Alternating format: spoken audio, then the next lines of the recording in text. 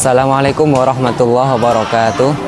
Perkenalkan, nama saya Muhammad Mahfud Muammar, biasa dipanggil Mahfud. Saya lulusan Madrasah Tsanawiyah Negeri 4 Bantul tahun 2019.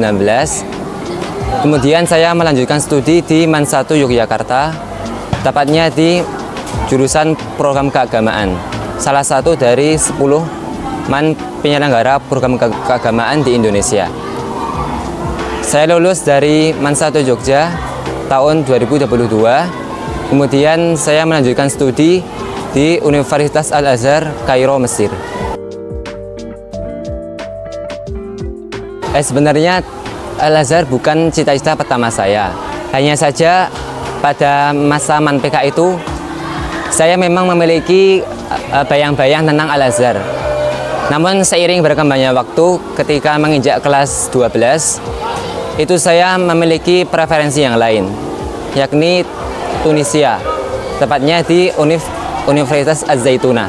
Kemudian setelah lulus dari MAN 1 itu, saya memiliki inisiatif untuk ikut kursus di Markas Arabiyah Pare, Kediri, dalam rangka persiapan untuk studi di Tunisia, karena memang persyaratannya adalah agar bisa menguasai bahasa Arab, kemudian bisa mengikuti tes yang diadakan oleh Perhimpunan Pelajar Indonesia Tunisia. Tetapi dengan melihat kondisi yang ada di Pare saat itu, kira-kiranya nggak mungkin bagi saya untuk melakukan usaha bisa persiapan ke Tunisia.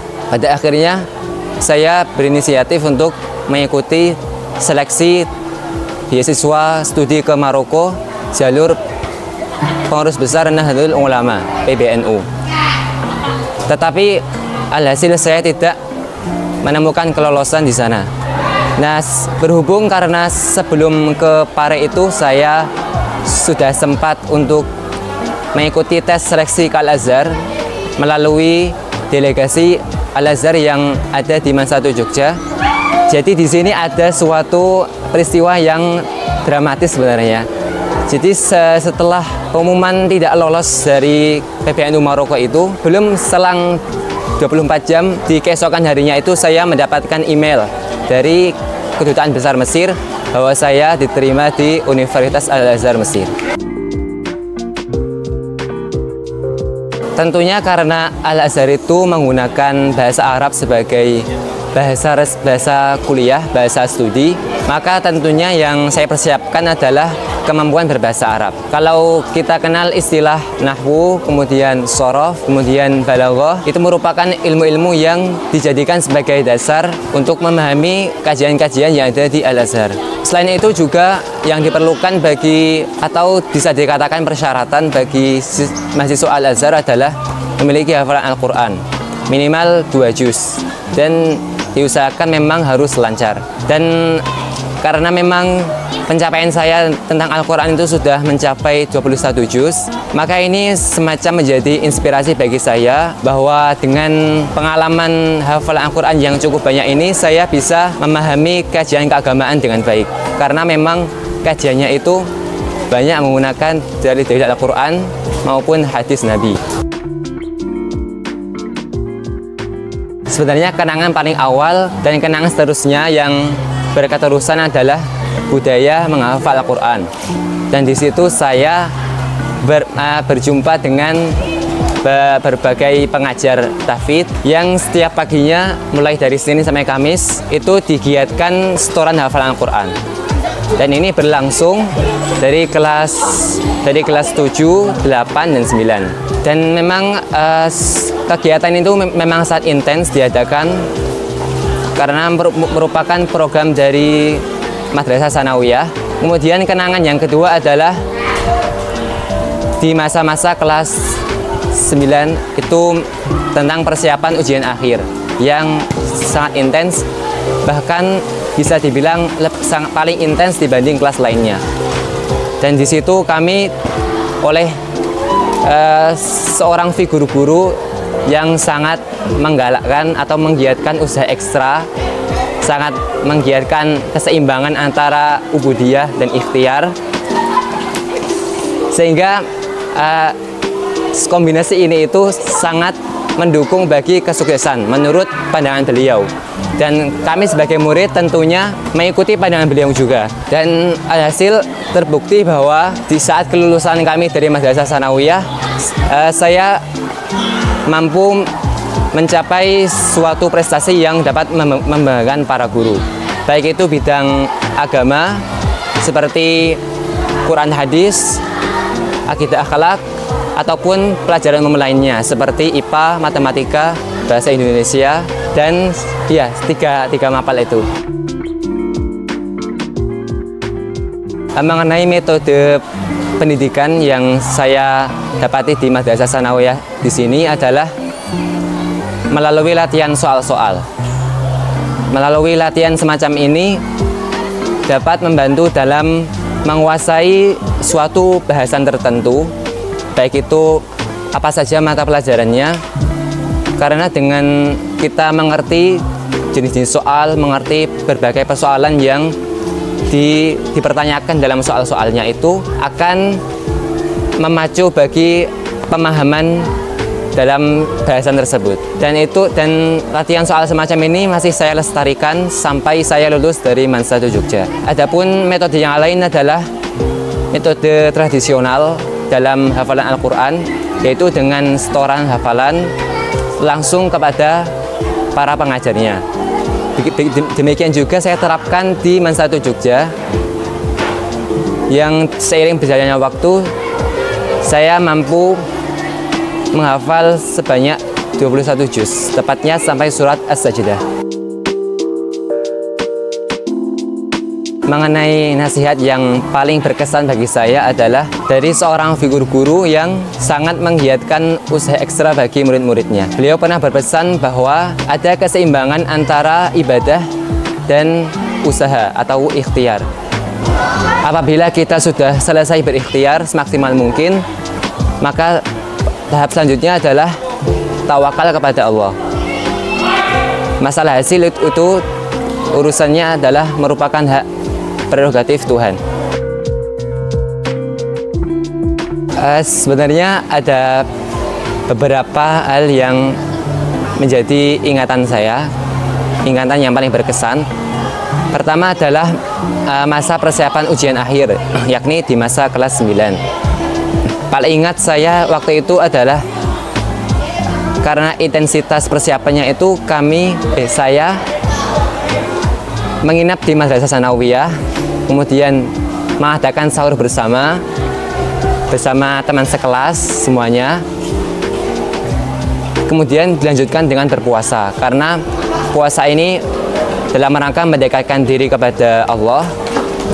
Harapannya nanti saya bisa mendapatkan kesuksesan dari Madrasah Tsanawiyah ini.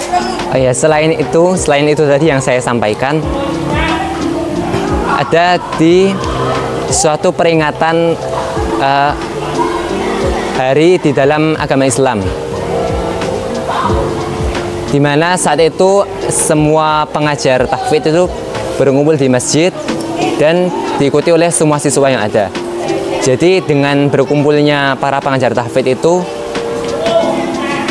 semacam memberikan inspirasi bahwa mereka para guru itu menemani muridnya, menyertai para siswanya dalam memperjuangkan hafalan Qur'annya. Dan saat itu saya merasa senang dengan bisa duduk bersama dengan mereka, bisa meneladani mereka, bisa melestarikan semangat mereka dalam menghafal Al-Quran. Baik, untuk generasi penerus saya di Madrasah Tsanawiyah di sini, pesan saya adalah hiasilah kehidupan sehari-hari kalian itu dengan nilai-nilai keteladanan, baik itu kedisiplinan, baik itu taat beribadah, taat kepada guru, mengerjakan tugas dengan baik, dan lain sebagainya. Karena dengan kalian menghiasi keteladanan di sini selama kalian 3 tahun di sini itu, kalian berpotensi untuk tidak menyesal di akhirnya. Karena kalian nanti di akhirnya akan ada rasa bangga dan rasa syukur bahwa kalian berhasil mengarungi 3 tahun di sini itu dengan baik, dengan optimal, dan bisa dengan membanggakan para guru. Baik, di penghujung penyampaian saya ini, saya ingin menyampaikan satu hal yang menurut saya penting. Bagi kalian sebagai generasi yang masih menjalani pembelajaran di sini, adalah supaya memaksimalkan seluruh program dan sumber daya yang ada, baik itu sumber dayanya para guru maupun semua properti yang ada, perpustakaan, aula, masjid, kelas, lapangan, dan lain-lain.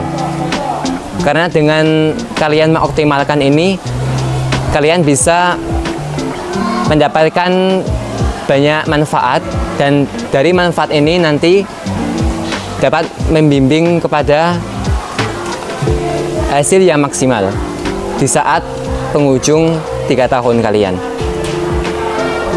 Selanjutnya, saya tidak ingin sukses sendirian ya, karena saya memiliki generasi penerus.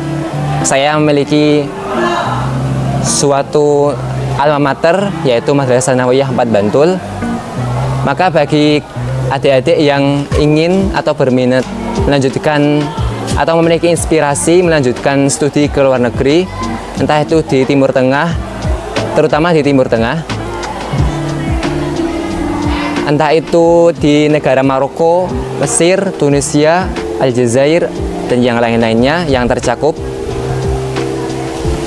adalah dengan menguasai kemampuan berbahasa Arab dari dasar-dasarnya, dari yang paling dasar hingga sampai kepada detail-detail yang diperlukan. Selain kemampuan bahasa Arab adalah dengan menghafal Al-Quran. Bagi kalian yang saat ini sedang menghafal Al-Quran,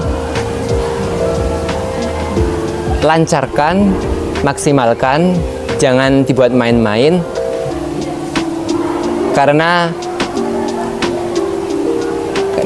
hafalan ini juga adalah suatu persyaratan bagi studi di Timur Tengah, terutama di Al-Azhar, di Al-Azhar Mesir. Tapi yang paling dasar sejatinya, dengan kita menghafal Al-Quran, kita memiliki suatu konsekuensi bahwa seorang pribadi yang menghafal Al-Quran itu adalah pribadi yang baik, pribadi yang di dalam dirinya terkumpul sifat-sifat yang baik. Ia jauh dari maksiat, ia dapat mengoptimalkan peran dirinya sebagai insan Tuhan, sebagai yang pemegang peranan atau khalifah di muka bumi, yang dapat menyebarkan nilai-nilai kebaikan bagi seluruh alam.